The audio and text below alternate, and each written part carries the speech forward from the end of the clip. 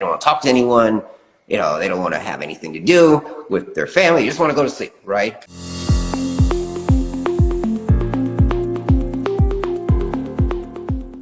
I wonder what signs you tell them that you may be overwhelmed, you may be too stressed. Yeah, this is a great question because recent studies indicate that up to 90% of people will experience burnout at some point in their life. And as you know, burnout is now a clinical syndrome that we as psychiatrists can diagnose, right? So if someone is noticing that, they're feeling physically or emotionally exhausted, like someone may not necessarily feel like they quote unquote have a problem, but at the end of the day, they are just so exhausted that the only thing they want to do is just go to bed. They don't want to talk to anyone.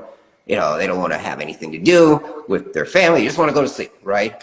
And so ask yourself, does that sound familiar, right? And don't just, make the excuse of, well, I just have a demanding job. And so that could be one indicator. Are you feeling cynical about your day or cynical about your life? Like waking up every morning feeling like, oh, this is Groundhog Day, just another day, right? That wouldn't necessarily, indicate, a healthy approach to, feeling optimistic about your life and your day ahead. And the third thing would sort of be noticing a decline in performance, at home or at work, or if you notice that you're just dropping the ball on things, or you're missing assignments, or you're forgetting about your son's soccer practice, or God forbid you forgot your wife's birthday.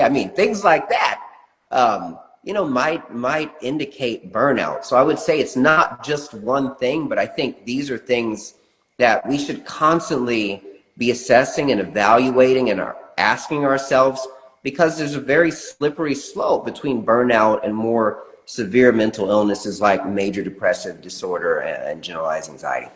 Yes, I definitely agree. I'd love to add one more sign is if you find that you're drinking more than usual, you're smoking weed more than usual, Yeah. or you're starting up a nicotine habit, or you're binge eating.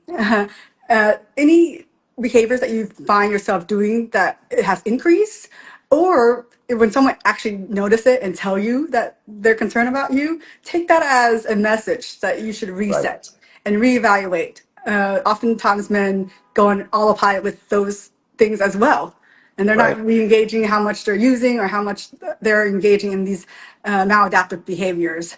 Right. So if someone is in the overwhelmed, stress situation, what would be the first thing you tell them to do?